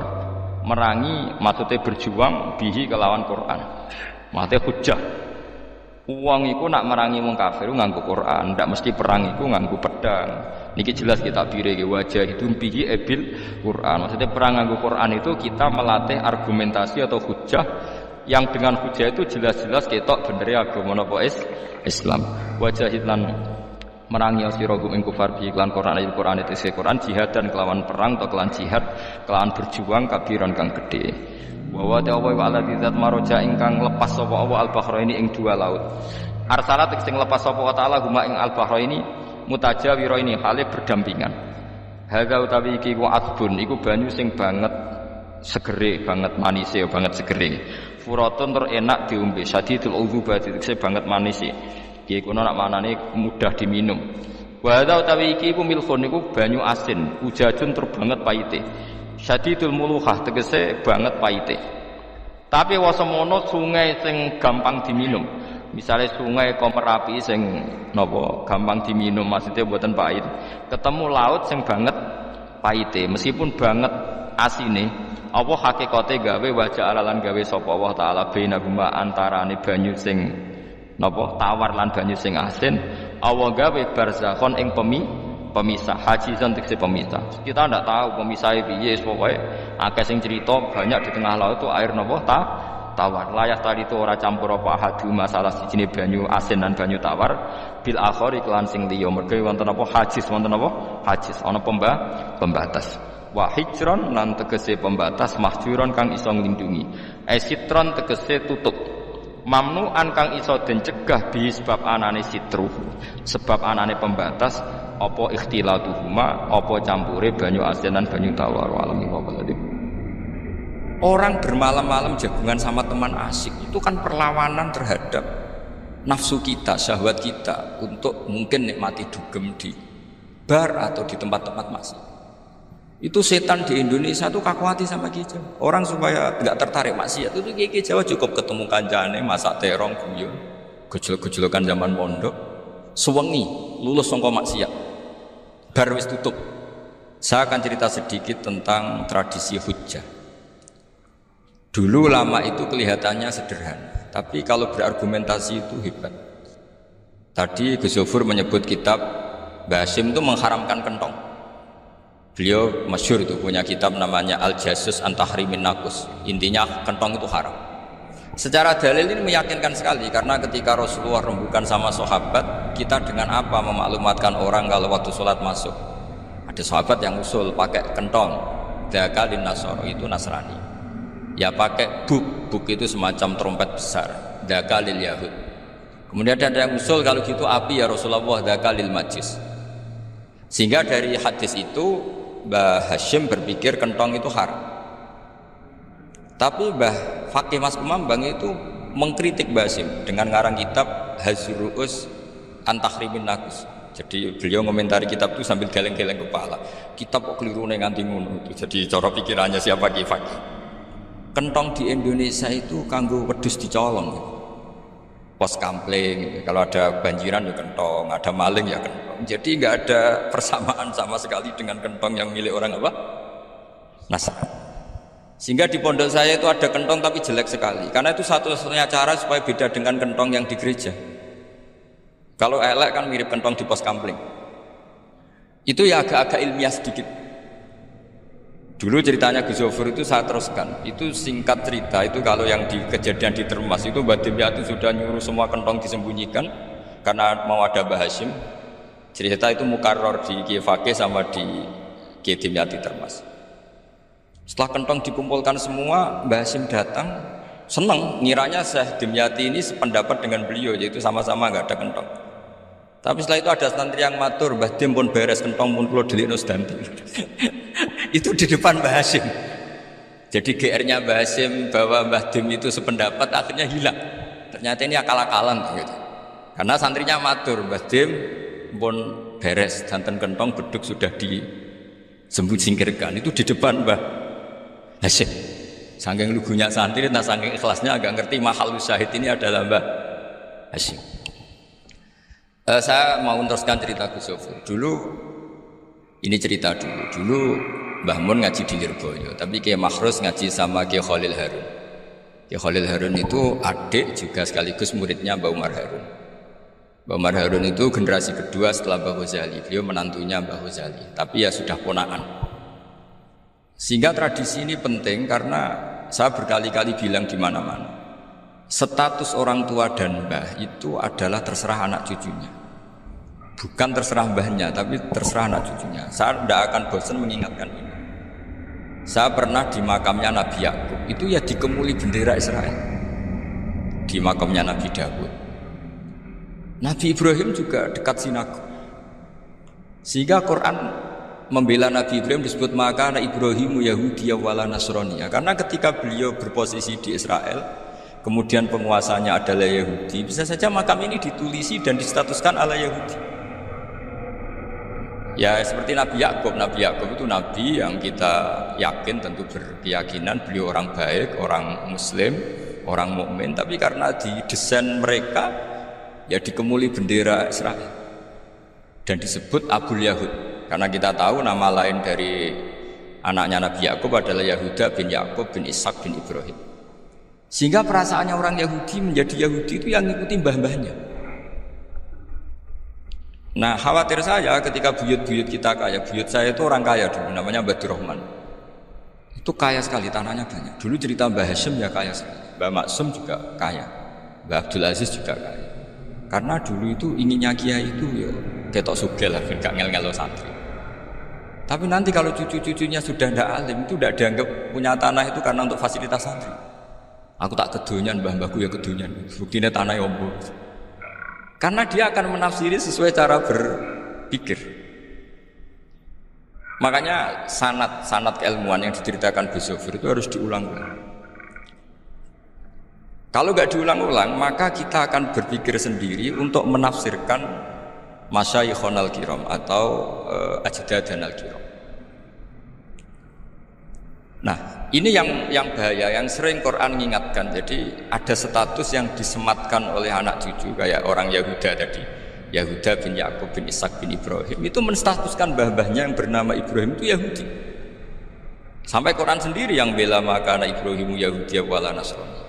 Karena secara geografis sekarang Ibrahim di Israel dan otoritas itu juga milik mereka, sehingga mereka bisa masang-masang atribut yang menunjukkan kalau itu Yahudi. Beberapa al-alim al-alamah yang minna itu sudah wafat dan kadang-kadang zuriyahnya itu tidak kita. Kalau sekarang orang bahasakan kubu sebelah. Akhirnya ya nggak boleh dikholi, nggak boleh diziarahi. Terus seakan-akan yaqtaduna bi ra'yi, seakan-akan mereka berpendapat dengan pendapat syekh ini, padahal enggak.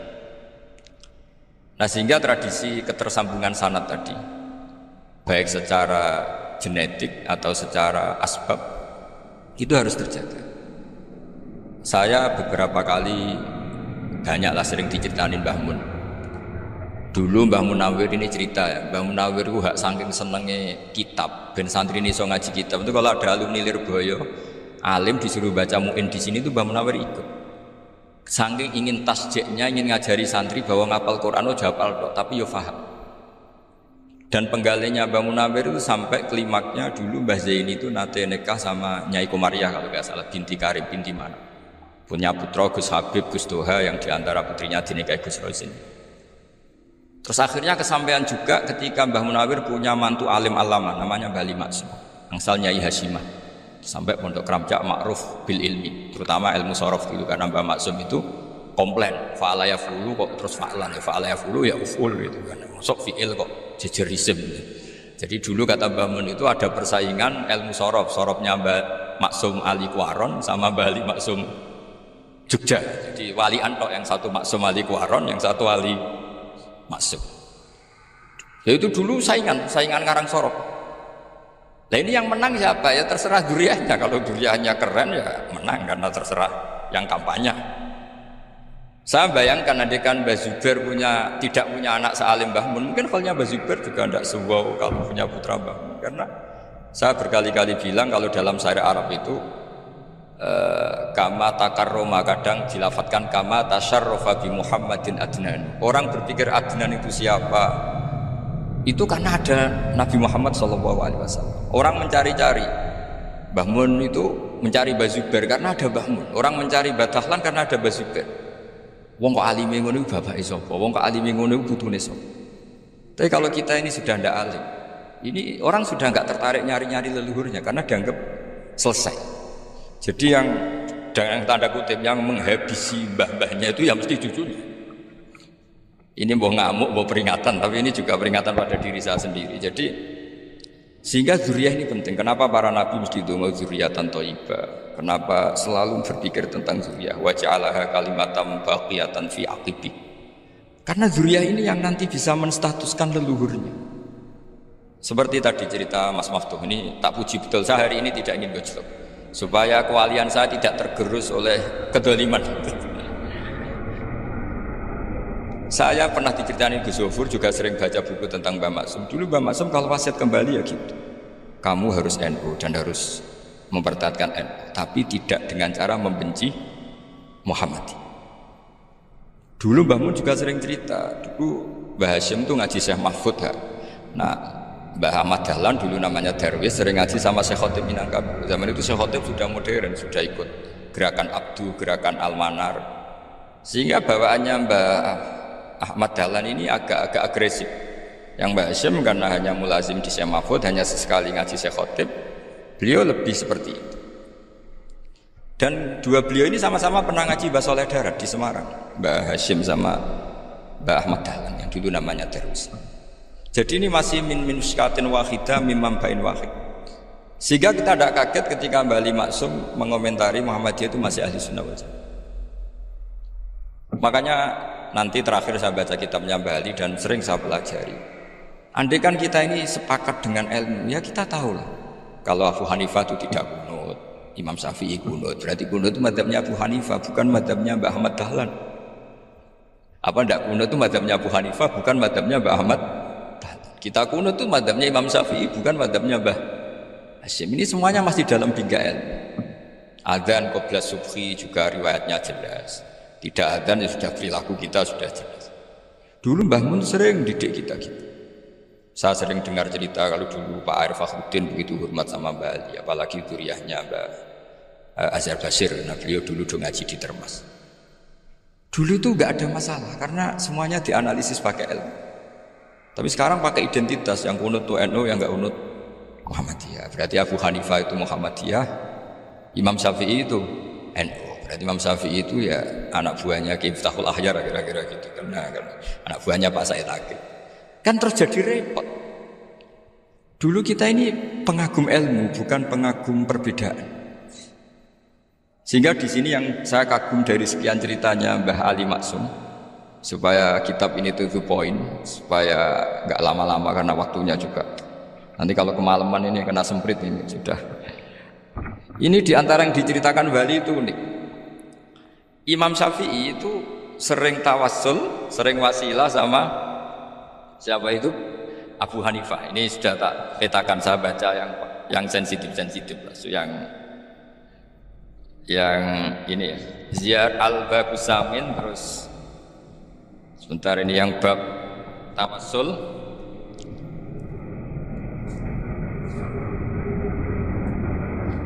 Di sini halaman 90, mungkin santri-santri kerap ya bisa ngecek lagi di kitab Hujatul Ahli Sunnah.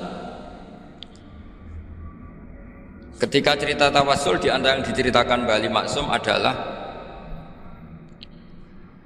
perilaku ya, bukan sekedar statement tapi apa? Perilakunya Imam Syafi'i atau ahwalnya kalau bahasa halusnya yang selalu ke makamnya Abu Hanifah untuk tawassul. Padahal Imam Syafi'i itu orang yang secara ilmu sering kritik Abu Hanifah. Jadi ini saya baca ini di halaman 100, jadi tawassul mulai halaman 9 berapa ini sampai halaman ini yang qala sami'tu Syafi'iyya yaqul inni la atabarraku bi Abi Hanifah wa aji'u ila qabri fi kulli yaumin za'iran fa idza uridat li hajatun shallaitu rak'atain halaman 100 waji'tu wa sa'altu Allah ta'ala al-hajat indahu fama taqudu anni hatta tuqda. Kana al-Imam Syafi'i ayyama huwa bi Baghdad yatawassalu bil Imam Abi Hanifah yaji'u ila dharihi fayusallimu alaihi wa yatawassalu ila Allah bihi fi qada'i hajati. Terus wa yatawassalu Imam Ahmad bi Imamina Syafi'i. Jadi di antara yang diceritakan Mbah Halim Maksum itu betapa Imam Syafi'i yang terkenal sering mengkritik Abu Hanifah dalam tatanan fikih karena beliau tidak percaya ada istihsan. Abu Hanifah berpendapat adanya istihsan dan kita tahu lah ikhtilafu Syafi'i wa Abu Hanifah itu besar sekali. Tapi beliau itu tahu Abu Hanifah itu orang yang sangat soleh. Abu Hanifah itu kalau ketemu sama orang yang utang beliau itu yang lari bukan yang utang Abu Hanifah, karena takut orangnya itu izin. Jadi kalau ketemu yang utang di jalan itu yang sembunyi itu Abu Hanifah. Kenapa engkau sembunyi? Ada yang utang saya lewat, nanti orangnya malu. Jadi setingkat Robi'ah Adawiyah itu beliau di rumah ada maling itu sembunyi. Ditanya kenapa engkau sembunyi? Malu, gak ada yang dimaling. Malu sama malingnya karena serumah itu gak ada barang yang layak dicolong. Itu Abu Robi'ah sampai dia sembunyi. Itu yang bisa niru itu Abu Hanifah. Jadi wali-wali besar ini ternyata saling menghormati dan saling tawassul. Nah, saya berharap tawassul ini bukan sekedar perilaku sosial, tapi memang ada sanadnya. Sehingga terus diceritakan Bali di sini dulu istaqa Umar bil Abbas. Kata siapa tawassul harus dengan Rasulullah SAW? Dulu istaqa Umar bil Abbas. Sayyidina Umar itu tawassul istisqa dengan Sayyid Abbas, padahal kita tahu Sayyid Abbas ini tidak nabi. Terus beliau cerita sampai Imam Syafi'i tawassul sama Abi Hanifah, sehingga nggak ada perdebatan itu kan Umar. Kalau Umar kan ada jaminan boleh diikuti karena beliau sahabat. Bali cerita tentang Imam Syafi'i yang tawassul dengan Abu Hanifah, seargumentatif itu. Sehingga ada cerita dalam sebuah tafsir, ya saya ulang lagi, ada cerita di sebuah tafsir. Kenapa Nabi Musa ditanya Allah wa matilka biyaminika ya Musa? Ma'ana wa ta'ala a'lam. Tentu Allah sangat tahu yang dibawa Musa itu apa. Karena Allah tahu Nabi Musa itu grogi. Orang dipanggil Wali Maksum pasti grogi, santri dipanggil Bahmun pasti grogi. Kenangan saya setiap dipanggil Bahmun ya mesti tanya yang ringan-ringan, wis marak ya sarapan enggak? Arung sarapan ya sarapan. Pas sarapan ya kan tanduk mangan sing enak, wong santri ora tau mangan enak. Ya enggak pernah ngomong yang penting, ngendikan yang penting. Nah, karena Nabi Musa ini grogi, ini sebagian tafsir. Itu ditanya yang ringan, saku iku gawa apa? Karena pertanyaannya ringan, Nabi Musa juga ringan. Ya Nabi Musa itu sampai lali iku pangeran sing ya'lamu sirra wa akhfa. Diterang. Niki tongkat Gusti. Gunane kathah Gusti tongkatnya. Qala ya asa ya atawakkau 'alaiha wa ahusyu biha 'ala ghanami wa liya fiha ma'arif usra. Oh, tongkat Gusti niki penting Gusti. Nggih enak. Dia macam-macam lah Gusti. Atawakkau 'alaiha wa ahusyu biha 'ala ghanami kangge menghalokan wa. Masih terang terakhir dan yang lain-lain Gusti wal ya fiha ma'arifu usra. Sehingga akhirnya rileks. Karena Nabi Musa terus ngerti. Ternyata ketemu pangeran itu gak seserem yang saya bayangkan gitu. Pertanyaannya ringan. Itu ada ilmunya. Tapi cerita ini yang versi tafsir ini tidak yang seperti di Manaqibul Ghazali.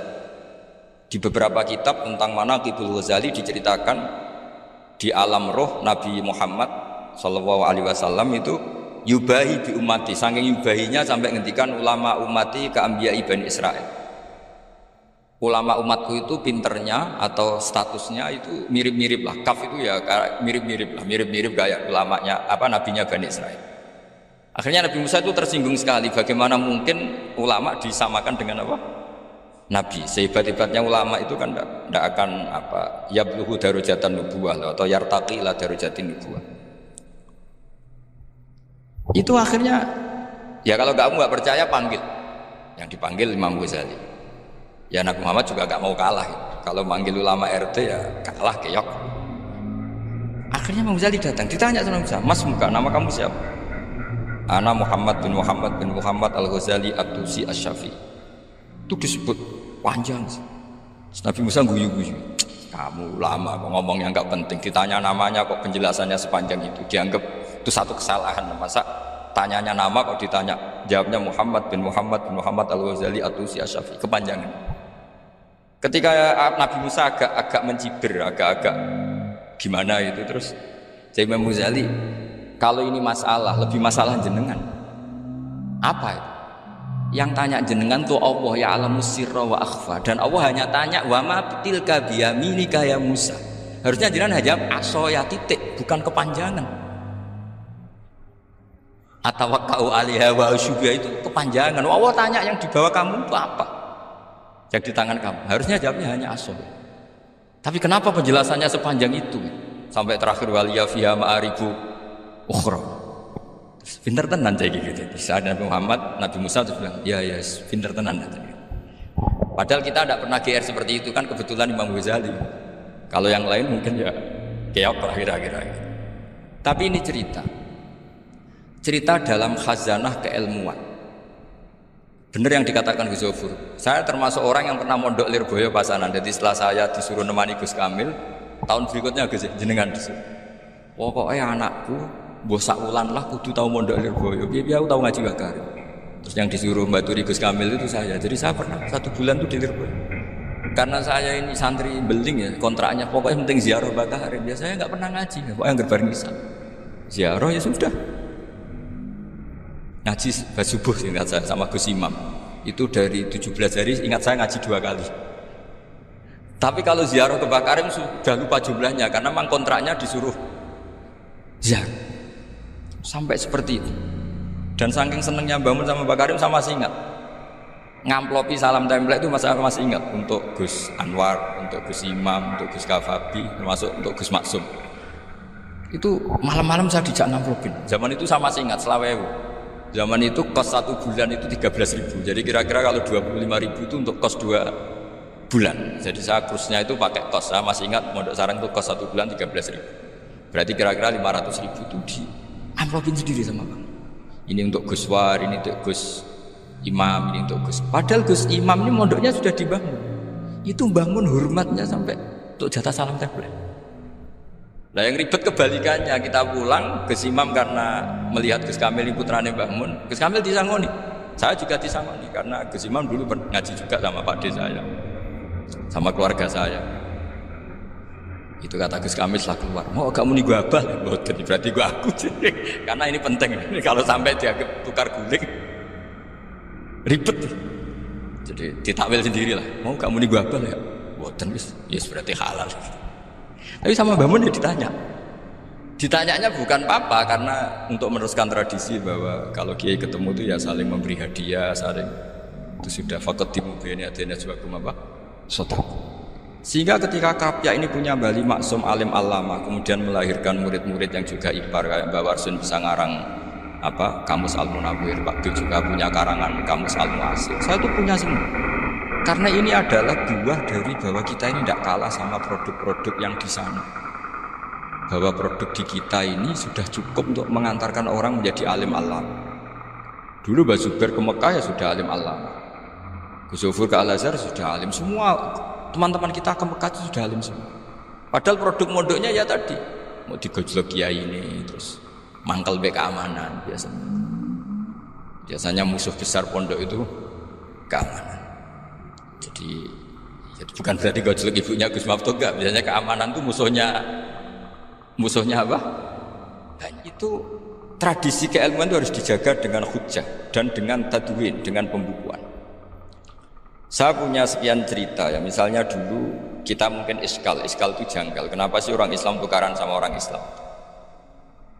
Sehingga di antara doa Nabi yang enggak dikabulkan Allah, enggak boleh dikabulkan sama Allah nggak boleh, bukan berarti kamu saja redaksinya famana aniha, memang nggak boleh, redaksinya bukan falam yastajib lahu tapi famana aniha. Di Al-Marrah As-Salisa ini Nabi dilarang yaitu melarang umat Islam itu jangan sampai tukaran sama umat Islam sendiri. Itu kata Allah. Ya tidak bisa kata Allah, kalau itu tidak sah kafir. Itu dulu guru-guru kita nyontohkan sederhana. Kira-kira kalau saya tukaran wek Gus Zofuru, Mbah Mun luwih ikhlas dibanding ditukari wong liya. Nak ana kakak ditabuk adik, wong tua luwih ikhlas dibanding ditabuk tangga. Barokahnya membaca kita lebih mentoleransi. Kalau ada Mbah Hashim dikritik Mbah Fakih Mas Kumambang, kita ikhlas. Tidak dikritik guru PAUD, kan? Atau dikritik orang-orang yang nggak bisa ngaji. Artinya ternyata keliru kita bilang kiai kok tukaran. Justru bagus kiai tukaran dibanding kiai dikritik guru PAUD atau dikritik orang-orang yang nggak bisa baca kitab. Akhirnya barokahnya baca kita menjadi tahu. Dulu Mbah Mun sering cerita, ini masih cerita silsilah ya. Jadi Mbah Ali Maksum tadi kita tahu di antara guru besarnya Mbah Ali Maksum tentu Mbah Mahfud Termas. Beliau adalah adik dari Kiai Mahfud Termas. Mbah Dimyati ini adik Kiai Mahfud Termas. Itu punya saudara namanya Abdul Razak, juga punya saudara namanya Dahlan, itu yang membawa Thariqah Syadziliyah di Solo Raya, yang sekarang alhamdulillah diteruskan Gus Wafi. Dulu di antara pesannya Mbah Mun ke saya, hak Wafi kandani kon ziarah ning Mbah Dimyati. Mergo Thariqah Syadziliyah dulu itu yang bawa keluarganya Mbah Dimyati. Jadi semuanya ini masih dzurriyyatan ba'duha min ba'd. Nah pesan saya karena tadi Mbah Munawir yang termasuk orang pertama yang bawa Quran, bawa qiraah sab'ah. Kenapa saya bilang termasuk? Karena kalau bilang paling pertama ini nanti butuh data. Dan itu agak kerepotan. Tapi yang jelas mimman istahara lah. Mimman istahara yang membawa sab'ah ke sini itu adalah Mbah Munawir. Terus beliau ngajarkan diantaranya ke Mbak Arwani, pakai kitab Satibi, pakai kitab Nazmus Satibi. Terus Nazmus Satibi itu diteruskan oleh Mbak Arwani, ditulis. Yang nulis dulu Mbak Dola Salam, bapak saya itu murid Mbak Dola. Dulu Mbak Dola sebelum ke Mbak Arwani ngaji sama Ki Said di Sampang. Bapak saya sebelum ngaji di Mbak Dola sudah hafal Quran lewat buyut saya sendiri namanya Ki Zubaidi. Yang Ki Zubaidi akhirnya jadi menantunya Mbak Ahmad Su'eb. Jadi buyut saya kandung ini namanya Sofia, asal keluarga Lasem, yang adiknya Sofia ini punya adik Badiah yang jadi ibunya Ki Sahal. Terus Ki Sahal punya Mbak Yu namanya Muzayanah, punya di garwa Ki Mansur punya anak Gus Qayyum. Jadi dulu ibu saya, ibunya Gus Sofur, ibunya Pak Maftu itu semuanya di Lasem. Karena saya dari keluarga Gen ya Lasem, dari keluarga sanad guru ya Lasem. Tapi Lasem Bahdawi itu dulu ngajinya di Mbah Umar Harun di Sarang. Nah, Mbah Umar Harun ini menangi Sayyid Ahmad Zaini Dahlan. Sayyid Zaini Ahmad Zaini Dahlan ini punya cucu keempat yang hidup di Sedan, terus makamnya di Lasem, namanya Habib Haidar, itu yang nulis biografinya Mbah Maksum. Mbah Maksum bukan Bali, biografinya Mbah Maksum itu ditulis oleh Habib Haidar, namanya Haidar bin Hasan bin Sodaqoh bin Ahmad Zaini Dahlan. Nah, Habib Haidar ini menantunya Sayyid Hamzah Sato.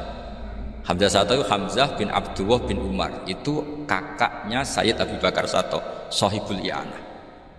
Nah Sayyid Umar ini yang dulu ngajari mbahnya Mbah Mun namanya Ahmad bin Su'aib. Nah di antara ajarannya adalah baca kitab-kitab kecil yang bisa dihafal. Dibawalah ke sarang jadi metode muhafadzah.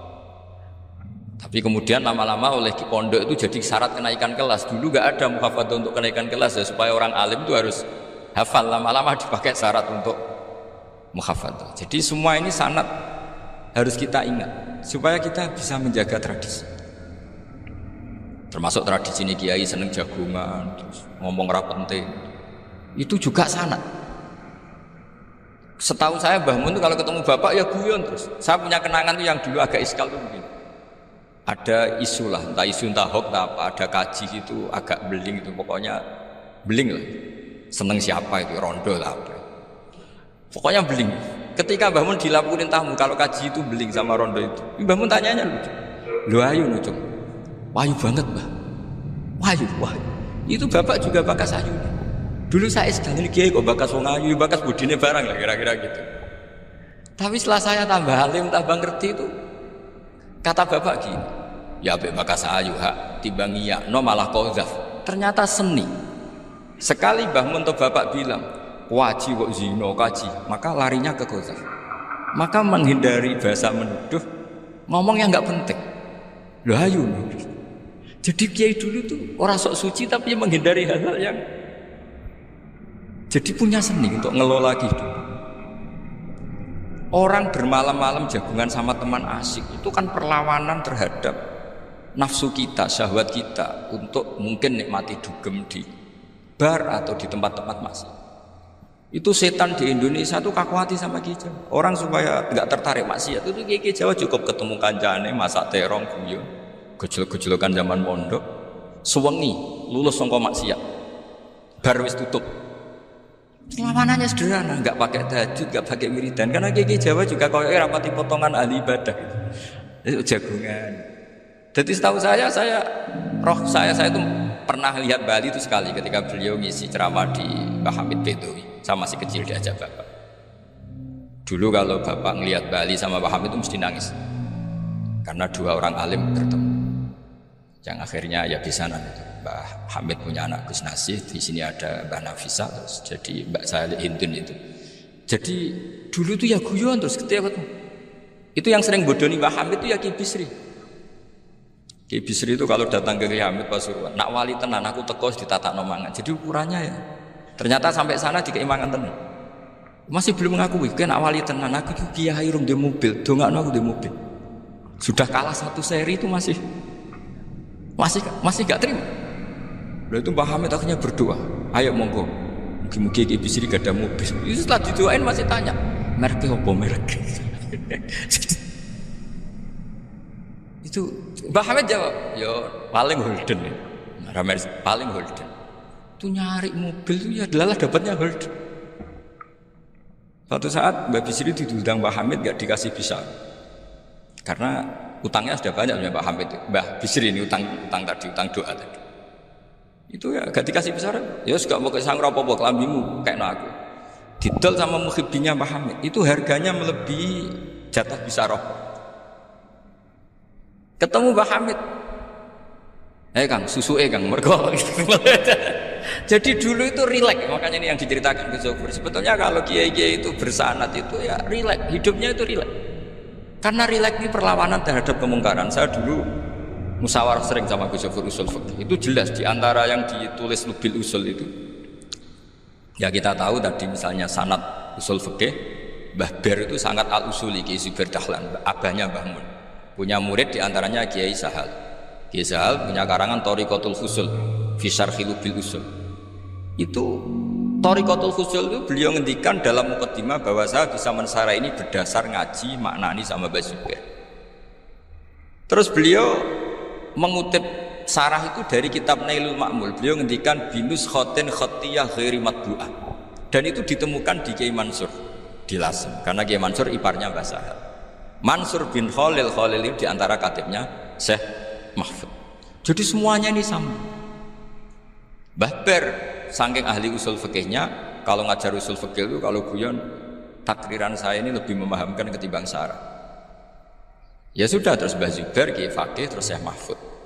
Di sini Syekh Mahfud termasuk orang yang dekat Mbah Munawir, sampai putrane Mbah Mahfud namanya Gus Muhammad dibawa Mbah Munawir, kemudian mondok di Termas diantaranya, terus dinikah jadi menantunya kalau nggak salah Haji Taslim di Betengan, kemudian sekarang juriannya Mbah Mahfud di Betengan. Ini nggak boleh hilang secara resmi. Itu diantara di usul fikih diterangkan, ketika diantara 5 hukum itu ada yang bernama mubah. Mubah itu boleh dilakukan, boleh ditinggalkan, dan kalau dilakukan ya tidak berpahala, tidak disiksa. Itu ada ulama yang protes nggak bisa seperti itu. Ithma min mubahin illa wa tahaqqaqu bihi tarku haramimma fa'il zamu minas sukun tarkul qatli wa minas sukun tarkul qadar. Tidak bisa, mubah itu tidak ada. Kalau kiai jagungan semalaman itu Allah ngitungnya itu hada taruka dugem, wa hada taruka delok dangdut, wa hada taruka kada wa kada. Oh, itu luar biasa. Dan kita ngikuti yang seperti itu saja. Gak usah tahajud, gak usah witir 13 kaya ora kuat timbang gremeng. Sewengi jagungan, setan ngenteni kita tergoda maksiat, ternyata maksiatnya sampai tutup, kiainya masih apa? Jagungan. Jadi jagungan saja ada ilmunya bahwa itu perlawanan terhadap tarkul ma'asi. Sehingga bagaimana Anda katakan mubah ini mubah, toh gunanya adalah tarkul haram. Meskipun efek mubah juga bisa tarkul wajib, wae bojo blonjo turu. Ya kan? Wayang rumah ibu itu halal wajib. Jadi mubah itu resikonya ya bisa tarkul wajib, bisa tarkul hak. Sehingga kalau sanad ini terjaga secara baik, secara kultur, saya sering juga sahabat sama Gus Yofur itu mesti tak niati gitu. Jagungan wong alim wis ibadah dan menikmati ibadah adalah dabul auliya wa dabul ulama. Kata Imam Ghazali pada akhirnya waqud buhadaddin al istilzat bil mubahat. Kata Imam Ghazali pada akhirnya qudbu hadaddin, madaru hadaddin, pokok dari agama ini adalah melawan kemaksiatan dengan kita menikmati al istilzat bil mubah. Kita menikmati sesuatu yang dibolehkan Allah Subhanahu wa taala. Dan seperti ini itu bisa qasmu dhahri syaitan, bisa menghancurkan punggungnya setan. Karena kalau melawan setan dengan ibadah ini kadang kita capek selain isra potongan. Tapi nak kangkang ning komplek H gitu jagungan mbek kancane, ngenang melarate, mbok ngenang ras sekolah mak ramunggah kenangan.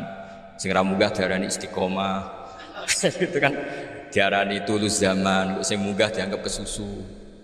Saya ini punya pondok Quran, kalau ada yang hafal 3 tahun mesti digojolkan saya ini. Gak apik kesusu itu. Kesusu itu mesti tidak barokah karena tergesa-gesa apa? Hatam. Sehingga yang nggak hatam-hatam itu kayak partai mayoritas. Ini yang partai tulis zaman, ahli sobri katanya. Akhirnya di pondok gara-gara itu mau guyon, tapi nggak ada stigmasi yang saya nggak naik. Di pondok sarang itu saya punya temen itu banyak yang sekelas dengan saya, sekelas sama Gus Kamil, akhirnya sekelas dengan Gus Zofur. Padahal saya ini kakak kelas. Saya temannya, Gus Kamil temannya Gus Zofur. Ini anak ini nggak pernah naik, itu nggak dicibir di pondok. Karena guyonan tadi. Guyonan bahwa ini bagian dari bentuk apa? Istiqomah.